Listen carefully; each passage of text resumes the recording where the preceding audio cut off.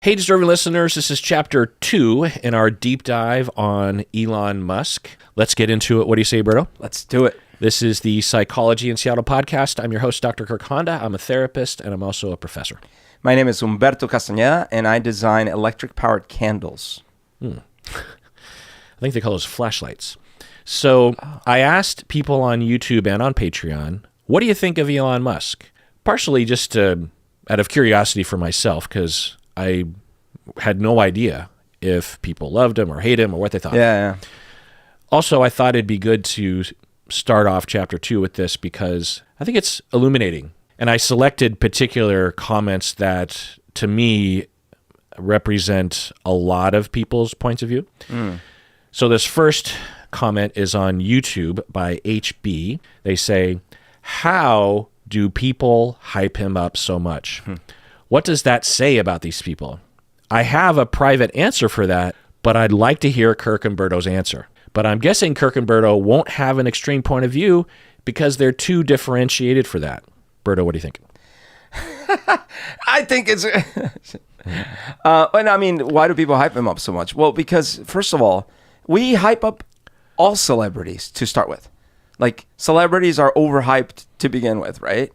Let alone when the celebrity in question is trying to build things that all seem sci-fi or still seem sci-fi in many cases across so many different industries and has appeared in so many different media, including Marvel movies and all these other things. So yeah, that's why people hype him up so much. Sorry, I was just sipping my coffee into the microphone. That probably isn't good podcasting, but that's what that is. Tanisha Park on YouTube, they say, I appreciate Elon's values around free speech. A lot of people praise Elon Musk for this. What are they referring to, Berto? Basically, the idea that, hey, companies and certainly government shouldn't control the ability for people to speak their mind. And so Elon Musk portrayed himself as a free speech absolutist, meaning every speech should be allowed, freedom always, and that he will defend it, and he will go so far as to even lose billions in order to do it by buying the public town square and making it free and open to everyone. I think that's the perspective. The knee-jerk reaction is we need to ban those accounts that are saying racist or anti-Semitic or misogynistic things. But there are some that say that it's actually important to have those voices out there so that the regular people can say that's not okay, and it will help them understand the landscape and also help to refine their point of view and understand that, oh, those people are out there. You know, if you're a person of privilege and you see a group of people that are attacking an underprivileged group, then you as someone with privilege can say, oh, now I feel bad for those underprivileged people because they're being attacked, and I will vote or act in a way that reflects that reality. That's just one aspect to it, of course. But personally, my knee-jerk reaction is on Twitter or Facebook or whatever, neo-Nazi accounts or accounts that are advocating for another January 6th or something. I think it's an overall good to not include them. Yeah, it's funny. It's just we all pretend like we still have good systems of how to deal with things in our world, in our society. Because 100 years ago, 1,000 years ago, certain things were done a certain way. But the fact is, nowhere in history of humanity had there been technological ways for one individual to post something on an internet thing that went out to millions of people, billions of people simultaneously. That didn't exist ever, right? So we're definitely dealing with uncharted territory. And so then when I think people over-rely on some piece of text that was written about a completely different world than the one we live on right now, and try to make definitive statements about what is or isn't right without any discussion or nuance, I think that's a problem. So yes, is it true that ideally we should all be able to speak our mind? Yes. Does that cause problems for real capitalist companies with advertisers? Yes. Do they have the right to limit? Yes. But should the government itself also get involved, because these companies never used to exist? Things like Facebook didn't exist. So should the government also apply some regulations and standards? Yeah, I think the answer is also yes.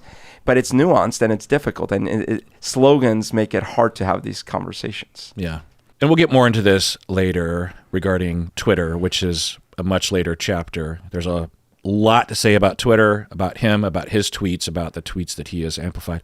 But let's move forward. So in this next bit, I want to read some comments on YouTube, and some people started to have a debate. And I think that this is a good example of the different points of view. So we have Grad Schooler saying, I believe his talent for hiring exceptional people is often mistakenly credited to his own genius. Okay, we talked about that a bit in the last chapter. Then Tally responded to Grad Schooler and said, he's literally a genius engineer. That's most of his job. So Tally is saying he's a genius engineer. It's not just that he has a talent for hiring. And then DH chimes in and says to Tally, he's not an engineer. He's a businessman who would not be where he is now without the wealth his family acquired in apartheid South Africa. We'll get some more of that later. And then Tally claps back to DH and says, this is just objectively untrue, LOL. He did not inherit money. He made it at PayPal, and he is, in fact, an engineer, both aerospace and software. So we'll get into more of this later, but I thought that this exchange really exemplifies the debate, right? Like, these are not things that you've never heard before, right? Yeah, right. And before doing this deep dive, I would have had no idea which was right or which was wrong. And I'll say that 10 years ago, maybe even less, I was under the impression that I would have been probably arguing Tally's point. Right. Yeah. Bleep Bloop says, my boomer grandparents and my Gen X uncle love him. Younger people largely see him for the loser he is, unless you're an edgy conservative. What do you think about that, bro? Yeah, I actually had a very interesting conversation many months ago. I think it was, I don't know, maybe 9 months ago or something, with an ex-NASA engineer. Definitely an engineer, worked for his entire career, retired. And he thinks extremely highly of Musk and of SpaceX. So we were talking about that, and I wanted to get his perspective. And a lot of it was based on like how, important he felt it was to unstagnate space development, and how hard it is to build rockets, and how impressive it is to do all that stuff. But even what's interesting, even him being an engineer, in my personal opinion, was over-ascribing engineering prowess to Musk himself. So it is interesting. I don't think that it's an uncommon perspective. And he is older. This person was older. And I think that's not the only conversation I've had with older generation folk that absolutely maybe know the surface level and think the guy's an incredibly genius young kid. Yeah, it's a well-understood phenomenon in history. The more time that passes from a particular event or figure, the more reductive we get about that. Like, we would say George Washington overthrew the redcoats and made our country. And it's, of course, way more complicated than that. There are at least 30 other people that were just as pivotal, just as important, or at least in the same general category. And then there are dozens, hundreds, thousands of other people that were involved in it and put effort into it. Or to look at Apple and to say that Steve Jobs created the thing and did everything. He invented the iPhone, he invented the iPad, he invented the Macintosh. It's just him in his garage making all these things, and then everyone else just was doing what he was telling them to do. And I worry about this because in 50 years, they're going to look back at our time, and there's only going to be a handful at most human beings that are even going to be remembered.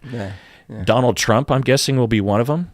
Maybe Steve Jobs. I don't know. I mean, in terms of North American figures. In a couple hundred years, they'll probably look back and when they think of early space travel, they'll just think of Elon Musk. Not Neil Armstrong or Buzz Aldrin or all the figures at NASA.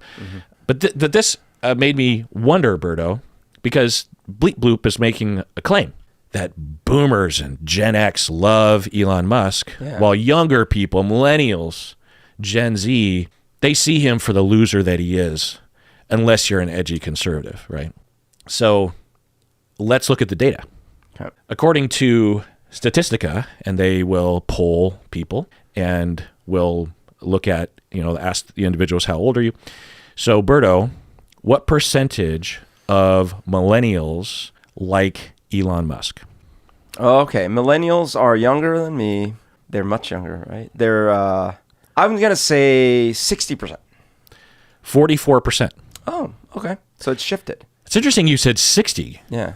Because why would you, that's a pretty high, I mean, it's not that far off for 44, but that's, Well, you're saying because most younger people. like 48% of voters still support Trump. So I'm like, So you're thinking. it takes a lot and a long time for perception to change, it seems like. So I see. So you're thinking, well, he's got to be at least more liked than Donald Trump is. Yeah. And I also would have thought, because 5 years ago, if you had asked me the same question, I'd say like, I don't know, 80%. Right. Right. Yeah.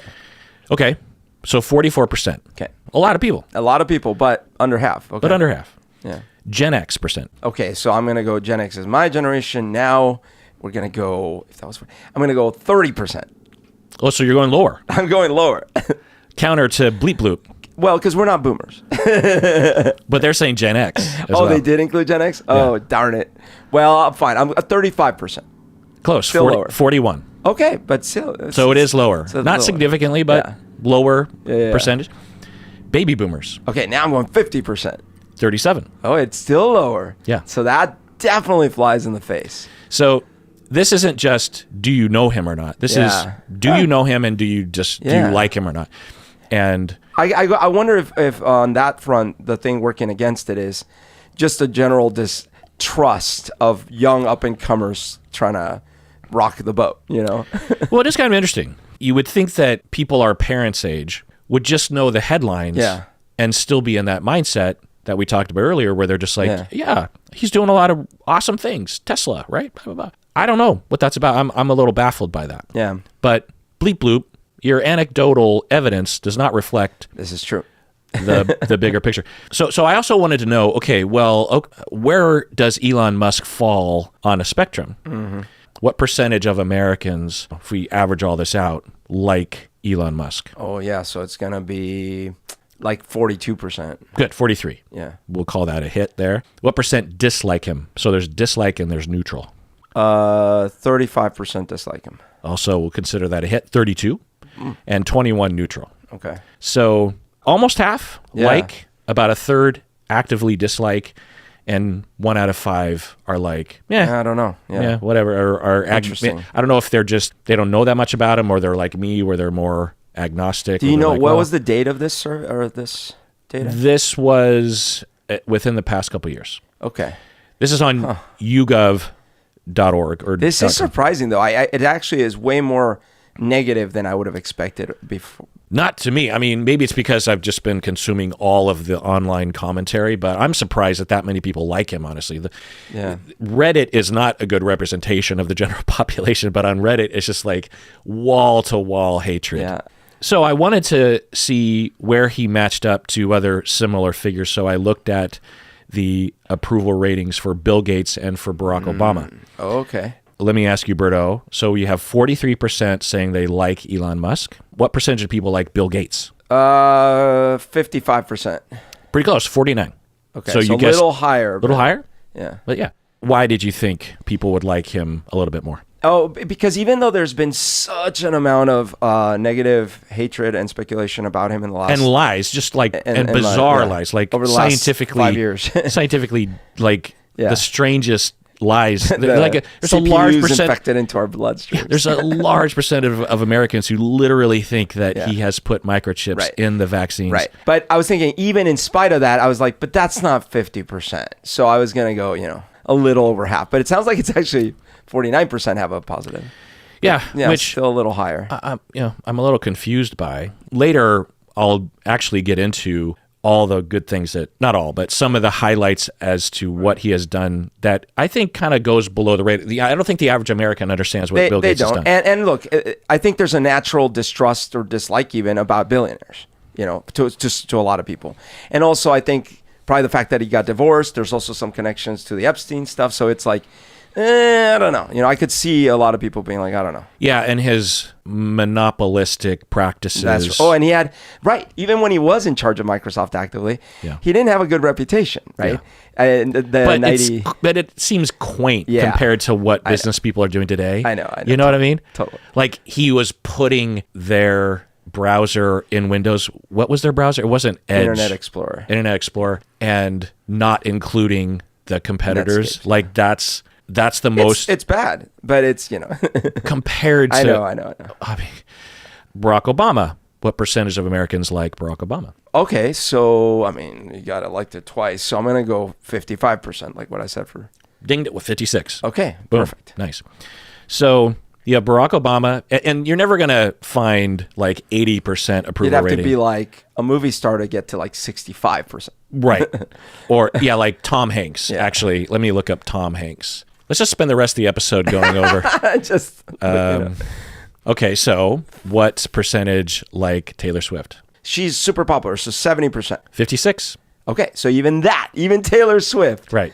Is. But let's look. I want to look at Tom Hanks. Okay. Can you think of someone that is at least reportedly what percentage like Tom Hanks? Oh man, if it's 56 Taylor Swift, is he's been around longer. But remember that Taylor Swift is a woman. Okay, so 60%. 74. What? Can you think of someone in the top 10 popular.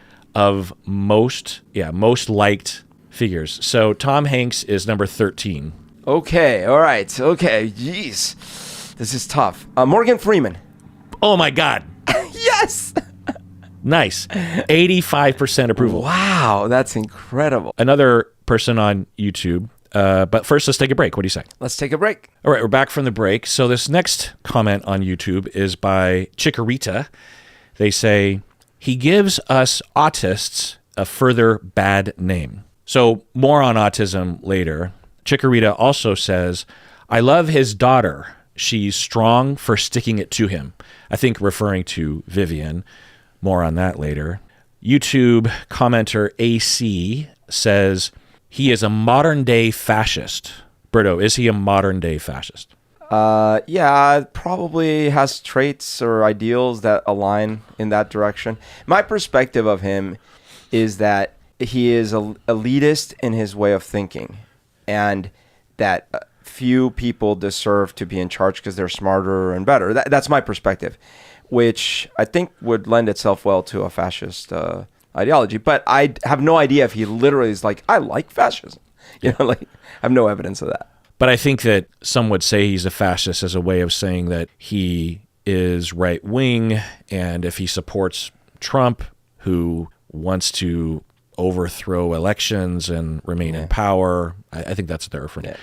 Charity on YouTube says, Elon is the world's richest internet troll. So in a later chapter, I'm going to speculate and also look at a lot of the data around his behavior on Twitter and also his statements about how he uses Twitter, which I hadn't known this, but he tweets all the time about all sorts of things. I've only seen the most controversial tweets, which is a small percentage of all the things that he's been using Twitter since the very beginning. Yeah.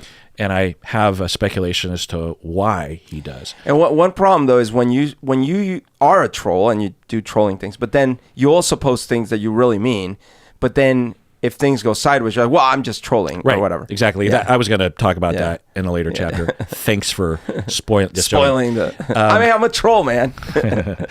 Cece on YouTube says, if I hear a girl is talking to a new guy and he mentions Elon in a positive light, I tell her to run.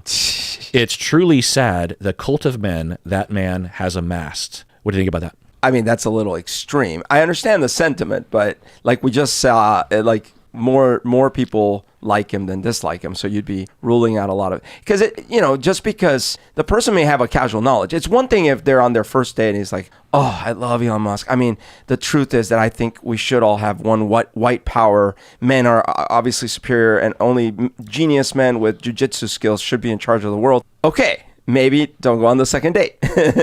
But that's different from like, yeah, I think Elon Musk is great, because you don't know. Maybe he doesn't know too much. Maybe he's intellectually, I completely agree, but ground level, if I met someone that was super into Elon Musk, I have to tell the truth and say that if we were in the beginning of a potential friendship or something, I would end it right there. Sure. and I don't know if that's right. Yeah. Maybe by the end of this deep dive, I'll change my ways. I don't know. I don't like that. And I mean, I have good friends that, at least as of our last conversations, still think very highly of the dude and are sort of on that camp. But right. Yeah. I mean, you're right. If someone like my parents, I'm guessing, have a positive idea because they just don't really pay attention or they don't know the tweets or whatever.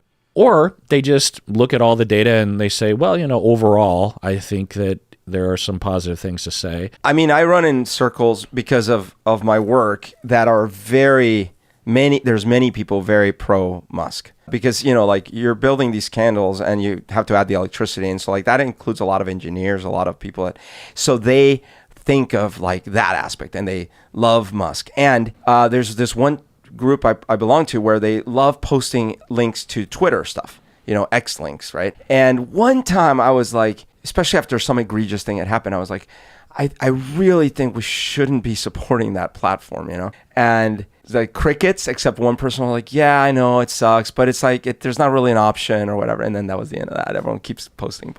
Yeah. So it's that kind of thing. I think people, they're not all bad. They're just, There's a lot of data to look at. Yeah. And if you look at it from a certain angle, I guess I can see some people's point of view. For the record, I'm going to be referring to it as Twitter and tweeting because it's hard to wrap my head around using the word X in that way. Yeah. Like when I hear news people saying formerly known as Twitter, it's really cumbersome. It is. I agree. Let's just move forward and unless it's necessary for the details, just say Twitter and 100% agree. Plus, if we use X, the terrorists win. Why? I'm just I see. Trolling. Trolling. Coolio on YouTube said, Elon had such promise to be a symbol of progress and intelligence. I wonder how his more recent drug use has influenced him and changed his brain and personality. More on that later. The patrons also, I asked them what they thought of Elon Musk, and it's interesting to look at his progression into the toxic manosphere rhetoric as he wasn't always like this, at least publicly. I do wonder if it is correlated with the breakdowns in his relationships and with his children and his partners. End of comment. I love the patrons that they would even ask that kind of question because that was a major question that I have, and we'll get into that later. Another patron says, I worked for Tesla for 8 years and saw many sides of his leadership style and how his reputation changed over the years. If you want an employee's point of view, I would love to talk. End of comment. By the way, I did say I'd love to talk, and we talked, and hopefully we'll have time to get into her experiences, which are pretty detailed, having worked with Tesla through the lean years and all that stuff. And the final comment on Patreon, someone says, I've been waiting for this deep dive for a long time and can't wait to hear your thoughts. I've been opening up the app regularly, hoping it would be out. Berto, no pressure, but at least that patron has high hopes for us. Yeah. Can't undeliver. So let's take a break. When we get back, the rest of this episode will just be for the patrons, and we are going to start with the timeline. We're going to start with where he was born, when he was born, his family life, and we'll go from there. So if you want to hear the rest of this episode and you want to hear this entire deep dive, you have to become a patron of the podcast by going to patreon.com, but only if you want to. Otherwise, please take care of yourself because you deserve it.